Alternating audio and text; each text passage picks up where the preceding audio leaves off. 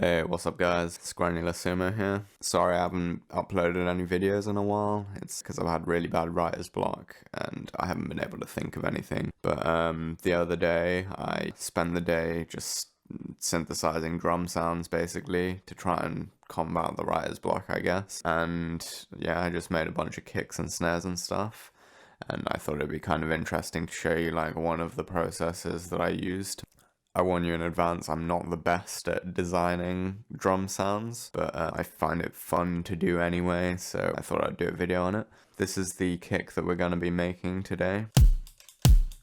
As you can see, it's an instrument rack split into 4 parts, and then there's just some effects and stuff after it.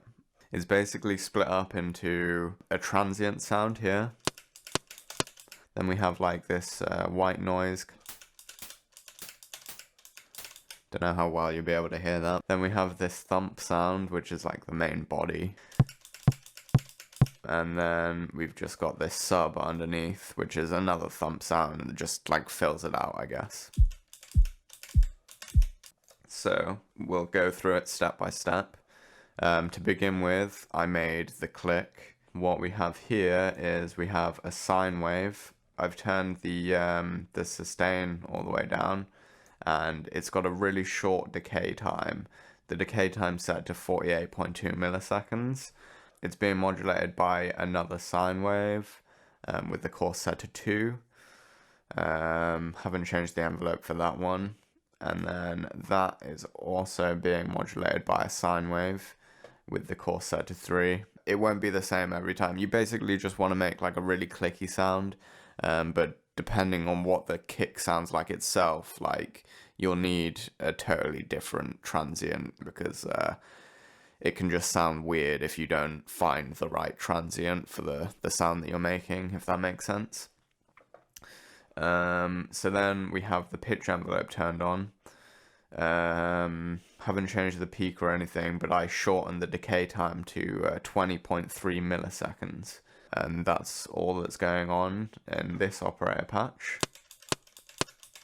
Then we have this white noise kind of sound. It's literally just white noise, but I put I turned the sustain down again and made the decay 315 milliseconds. And I also turned the peak amount down by minus 14 dB. And then I've just turned the spread up a bit, and that sounded like this. So then we have this thump sound. So I'll turn this EQ and compressor off quickly. That would have sounded like this. So, to begin with, it's a saw 4 wave. I've turned the decay time down on the envelope again. Obviously I turned the sustain all the way down.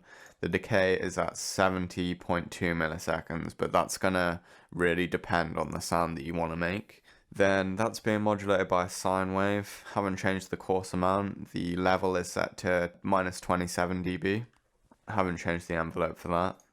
Then that is also being modulated by a sine wave. The level is set to minus 22 dB and the course is set to 0.5. Then we have a pitch envelope. The decay time is set to 20.3 milliseconds and haven't changed the peak or the initial. So then we have this EQ. I've basically just boosted the lows a little bit and made a boost here as well. Then we have this glue compressor.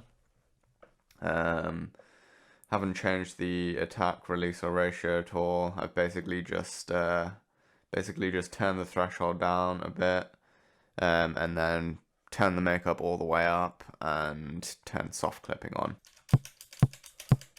Then we have this sub, which is a sine wave, and I've put like an attack on this envelope, so the attack is set to 59 milliseconds. The decay time is set to 315 milliseconds.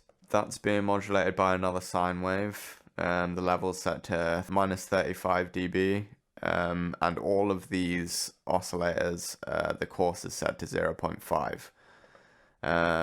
Then finally it's being modulated by another sine wave again, with the coarse set to -21. And then we have another pitch envelope on this one. This time I turn the peak up to +48 semitones, and the decay is longer this time. It's set to 146 milliseconds. So that would have sounded like this.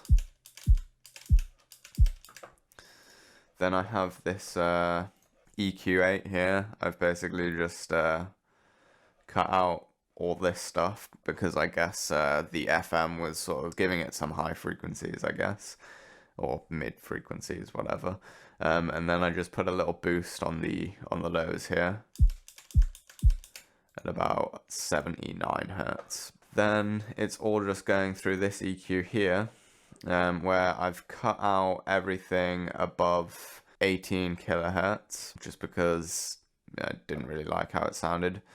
And I've also put a low cut on it, everything below 30 hertz. Then I have this cut here. I thought it just sounded a bit better with some of these frequencies scooped out.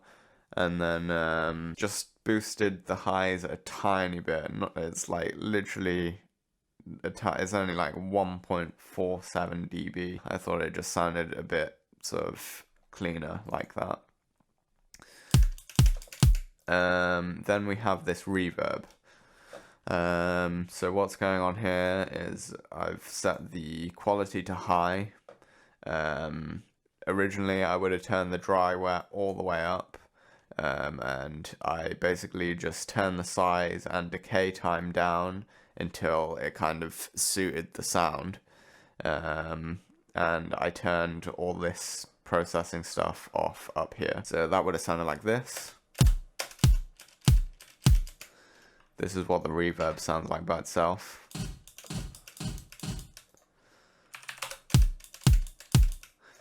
So then it's finally just going through a glue compressor. Haven't changed any of this stuff. Again, I just turned the threshold down to -24 dB and boosted the makeup all the way up, and turned soft clipping on, and that's how I got the final sound. Yeah, I've got like 4 here that I made with this patch. I do have like quite a few other patches in another project that like I don't know, I just to get like different sounding stuff. But this is just a really basic one that I sort of found it easy to do a tutorial on. So yeah, I'd like just to give you an idea of the variation you can get just by tweaking a few little settings. These are some other sounds that I made with it.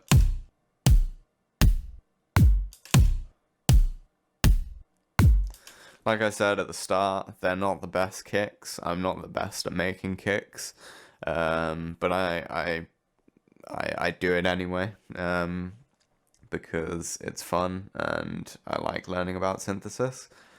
But yeah, so I hope you guys found this helpful. I might do a tutorial on snares and things soon, but it might take me like a little bit of time to set that all up. If you have any questions or anything, just leave it in the comments.